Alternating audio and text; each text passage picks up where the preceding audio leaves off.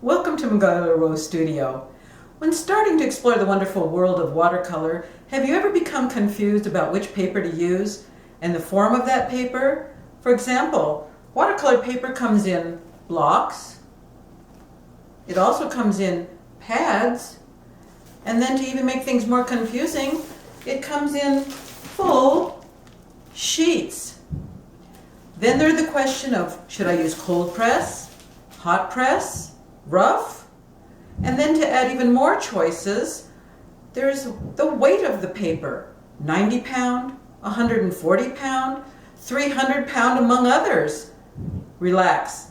I hope this video and videos to follow will answer some of those questions, because believe it or not, the surface you choose for your painting can affect your success. Let's first discuss individually blocks, pads, and sheets of watercolor paper, their pros and their cons.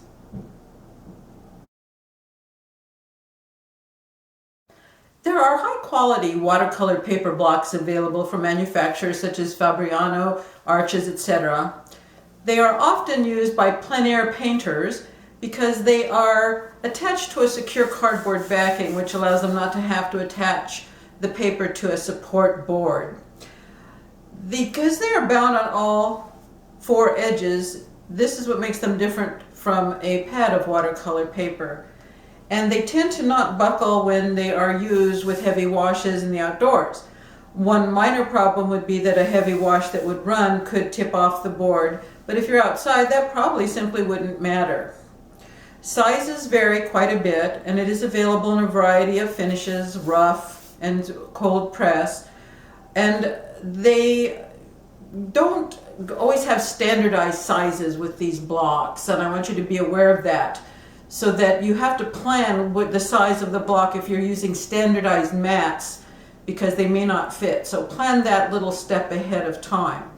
To separate the sheets in a block, there you will find all edges bound excepting one small area that is not, where you can see the individual pieces of watercolor paper that have been bound together. You simply use a palette knife or some similar object, slip it in there, and run the blade all the way around until that piece of paper is released. One reason I prefer not to use blocks unless I am outdoors or in a situation where I need to maybe have it propped in my lap is that the sizes are odd and that they don't lend themselves to a lot of movement where the water would run off. But these are just considerations. You may be feeling that this is just exactly what you want to use. So this is the option.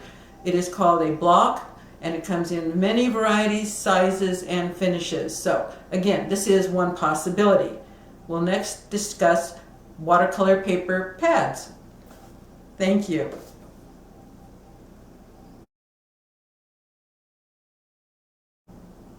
We're now going to discuss finding your watercolor paper in pad form. There are a few very high quality watercolor paper pads available, but most often papers that are manufactured in pad form are of a student grade paper. And this makes them less expensive, but inferior in quality. They often have less fiber content and more sizing, making them as a general rule very difficult to use with techniques such as lifting, very wet washes, and masking. I do recommend that if you find professional grade pads by Arches, Fabriano, Bockingford, or other professional grades, that you stick with those and not some of the others. You will find them very unsatisfactory. My recommendation is not to buy the student grade watercolor paper. Be careful, get recommendations from other people. And again, I do say do not use student grade paper. It will not lend you to a successful painting.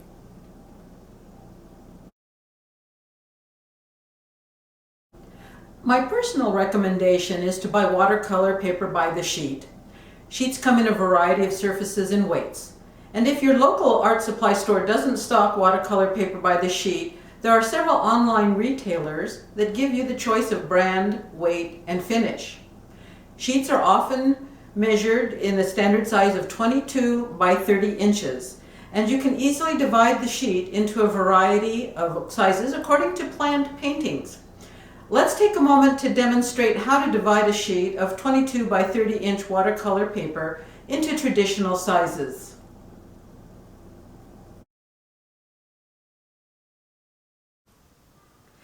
You will often hear watercolor artists refer to the size of a paper by terms such as half sheet, quarter sheet, eighth sheet, or 16th sheet. These are a way of dividing a full sheet of watercolor paper, 22 by 30 inches, into different sizes that would be appropriate for particular painting. If you have obtained a full sheet and are wondering how to divide it, let's discuss one method that I use that I found very simple. It does not require a pencil or a ruler. All that you're going to need are some type of flat edges or paper folders that will not leave marks on the watercolor paper when it is creased, and a simple, pretty dull kitchen knife. Let's see how this is going to work for you and how simple it is.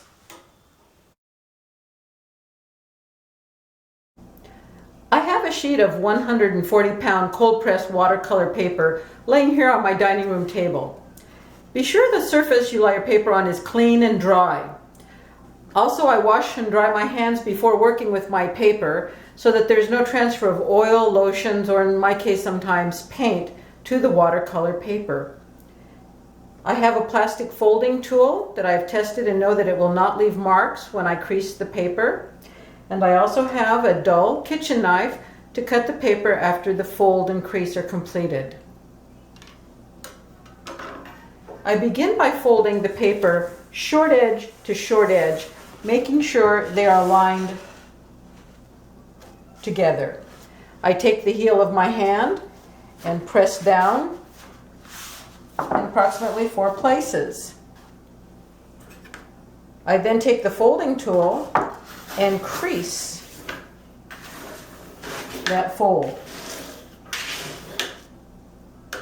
I next reverse the paper along that fold, press it down, and again crease it with my folding tool. Let's reverse that one more time just to make sure that crease is making a nice sharp edge.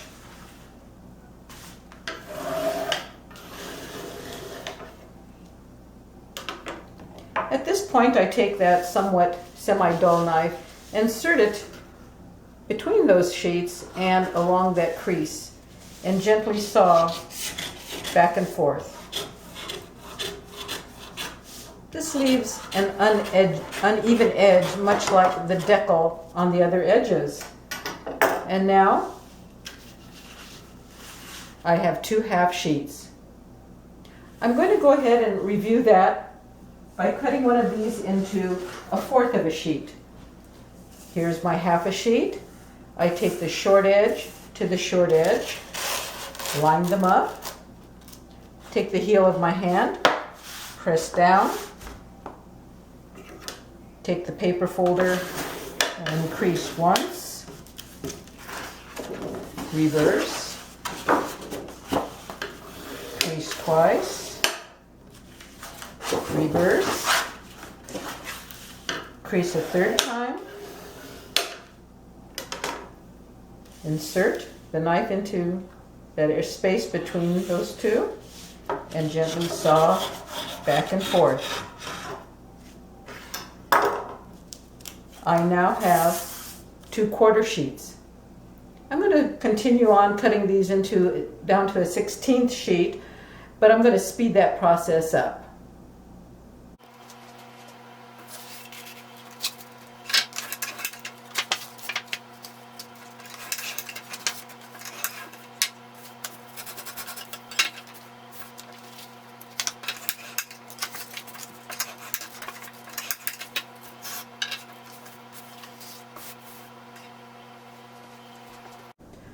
There is a tradition that watercolor paper shouldn't be cut with scissors or sharp cutting implements when it's presented to you in a full sheet. Why? I don't know for sure, but there is something right about not using rulers and scissors. One possible explanation is that originally all watercolor papers were handmade, and all four edges had a decal, which is that bumpy edge that even modern mold-made papers may have on two of their edges. Tearing or using a dull knife, such as my method, offers a rough, untrimmed look to the paper, which might be especially important if you mount or float your painting without a traditional mat. And an example would be this little painting of chili peppers, which has simply been mounted, attached to the mat board, and no mat over it. There are spacers to keep the glass away from the actual painting. So please don't cut off the decal edge, even if only as an homage to tradition. Thank you.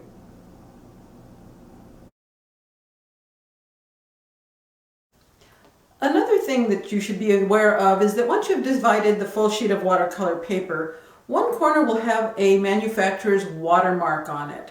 The only way to see this usually is to hold it up to a light. The importance of this is that you should probably, when selecting that piece for a painting, be sure the watermark is visible to be read as if it were a printed page and not upside down backwards where it would look unprofessional. So if you'll just hold the paper up to the light, and then when you see the watermark on one of those pieces, make sure you've noted or mark sure that you are aware that it is there. Since both sides of watercolor paper can be used as long as it's 140 pound or above, the problem might arise that you have painted a piece that it has the correct watermark, but that you want to use the back. That decision is going to be up to you. That is something that you just need to be aware of.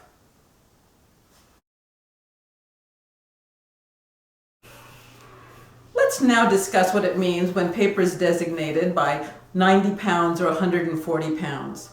Paper is measured by its weight, and how they do this is take 500 sheets of that particular type of paper, whether it's an 8.5 by 11 office sheet or whether it's a 22 by 30 inch piece of watercolor paper. 500 sheets are then weighed, and that's how that paper is distinguished from others. So basically, the heavier the paper, the fewer sheets per 500 and the thicker it will be. The most common weights of watercolor paper, although other weights are available, are 90 pound, 140 pound, and 300 pound. 140 pound is most popular, it's right in the middle, and it has the most ability to deal with most watercolor techniques. But let's look at each of those three weights. This is a sheet of 90 weight.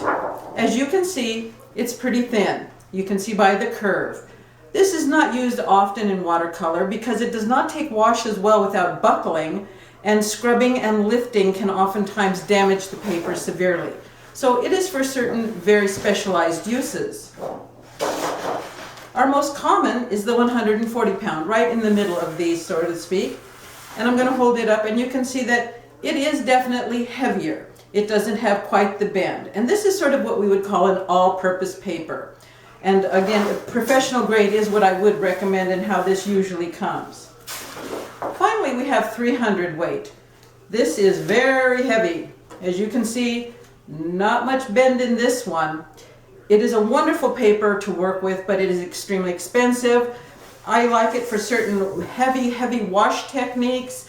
It's very forgiving. It holds water for a long time. But again, it's not necessary to buy 300 pound weight paper to have a successful painting. As you develop as a watercolor artist, explore different weights as possible, and if nothing else, do it just for fun. In addition to weight, watercolor paper is also designated by the surface finish.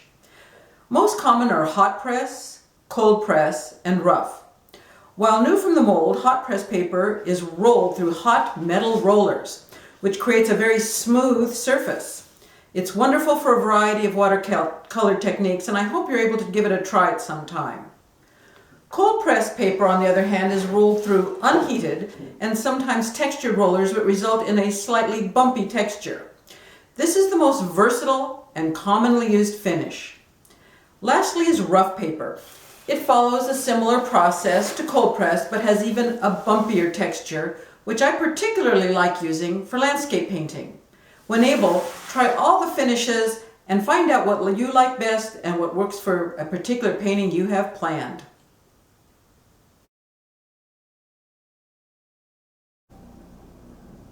Finally, I want to share a few thoughts regarding buying and storing your watercolor paper.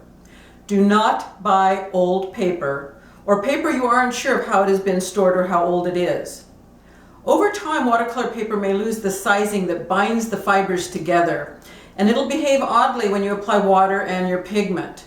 Rotate your paper, and don't save that expensive piece of 300-pound Primo paper until it is unusable. Use it within a year of purchasing and knowing its age.